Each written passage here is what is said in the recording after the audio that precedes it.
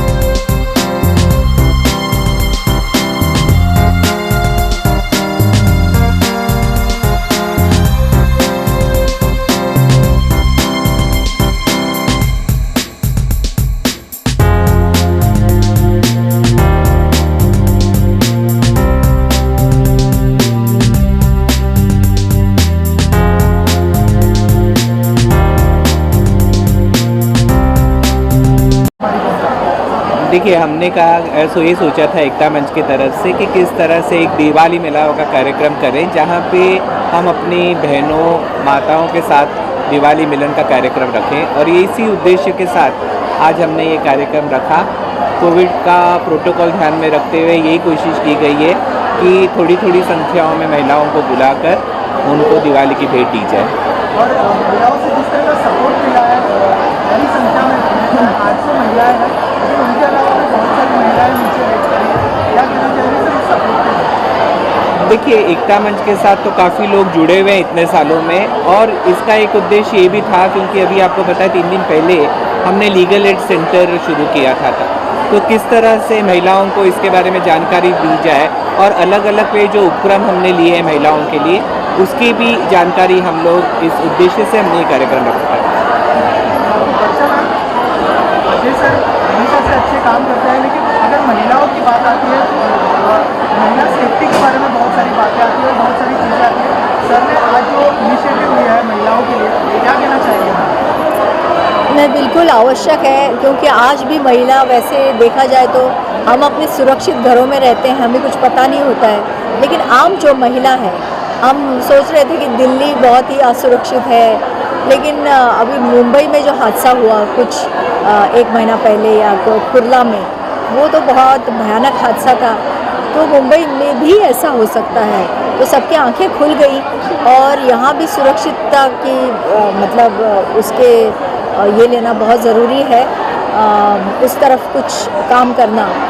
तो मुझे लगता है सरकार क्या है, सब जगह नहीं पहुँच सकती है, क्योंकि सरकार तो प्रयास करती है कि महिलाओं के लिए ज़्यादा से ज़्यादा काम हो जाए, लेकिन ऐसे NGOs जो हैं वो भी सरकार की मदद कर सकते हैं, उसके काम मतलब सरकार के कामों में हाथ बटा सकते हैं। तो मुझे लगता है अजय जी की जो संस्था है एकता मंच, जो उन्होंने प्रयास किया है लीगल एड के बारे में, ये लीगल एड सेंटर जो उन्होंने खोला है, मैं समझती हूँ महिला सुरक्षितता की जो ये बात आपने कही, उसके लिए ये बहुत आवश्यक है, क्योंकि जहाँ मतलब गुनाह की बात होती है वहाँ लीगल लॉ की बात तो आती ही है। तो उसके लिए कुछ महिलाएं हिचकिचाती हैं सामने आने के लिए, उनको डर सा लगता है कि समाज क्या कहेगा, घर वाले क्या कहेंगे, या उनके जो नेबर्स हैं वो क्या कहेंगे।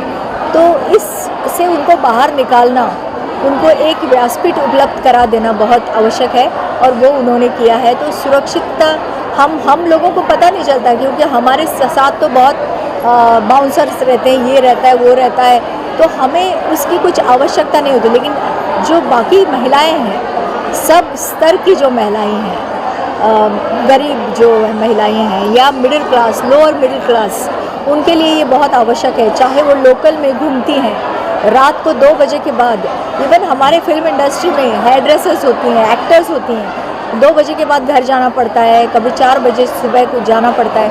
तो सुरक्षित होनी चाहिए वो घर तक, मतलब स्टूडियो से घर तक, जहाँ से उनका काम है वहाँ से घर तक वो सुरक्षित पहुँचनी चाहिए।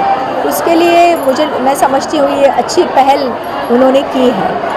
अच्छा कौन सर, क्या कहना चाहेंगे? आज वापस एक बार आपकी ताकत बढ़ गई है, 1000 से ज़्यादा लगभग लेडीज आप उनके साथ जुड़ चुके हैं। अच्छा लगता है, जैसे मैंने आपको कहा, एकता मंच एक प्रेशर ग्रुप होने जा रहा है जो लोगों की सेवा करना चाहता है, और इस एकता मंच के साथ जितने ज़्यादा लोग जुड़े वो हमारे लिए एक बहुत खुशी की बात है। सर, दिवाली गिरावे का जो संविधान रखा है, इसके माध्यम से आप लोगों को क्या मैसेज देना चाहोगे? देखिए, जो एकता मंच का मोटो है, ऑब्जेक्टिव है, अमन, प्रेम और शांति, ये हमारा पहला उद्देश्य है। संजय साहब, आप क्या बोलना चाहेंगे आज एकता मंच की दिवाली में? तो मैं मेरा बहुत सौभाग्य समझता हूँ अजय सर के साथ में काम करने का मुझे जो मौका मिलता है, एक महान व्यक्ति है और इस तरह से जो काम करते हैं उनको उसकी प्रेरणा मिलती है और हम उसकी वजह से उनको भी शुक्र गुजार हैं कि वो हमको ऐसे मार्गदर्शन करते रहे। वर्षा मैडम, आने वाले दिनों में अगर ऐसी एकता मंच को के प्लेटफॉर्म को आपकी ज़रूरत पड़ी तो आप उनके साथ में खड़े रहेंगे? क्या आऊँगी ऐसा कुछ नहीं, उनके साथ में खड़े रहोगे, आओगे? बिल्कुल, क्योंकि ये आज क्योंकि ये स्त्रियों का मामला है। जैसा कि मैंने कहा कि ये सखियों का है, तो एक स्त्री होने के नाते मुझे लगता है, मैं समझती हूँ कि मुझे आना ही चाहिए। मैं ही क्यों, जो बहुत सारे और एक्टर्स हैं, जो सेलिब्रिटी एक्टर्स हैं, उन्होंने भी आना चाहिए। जो स्त्री महिलाएं हैं उन्होंने भी आगे आना चाहिए। अजय सर, एक प्रश्न आहे की जो मेन्यू चेंज झाला त्याच्यामुळे जो महिलांना त्रास झाला त्यासाठी जबाबदार कोण आणि याची जबाबदारी कोण घेणार?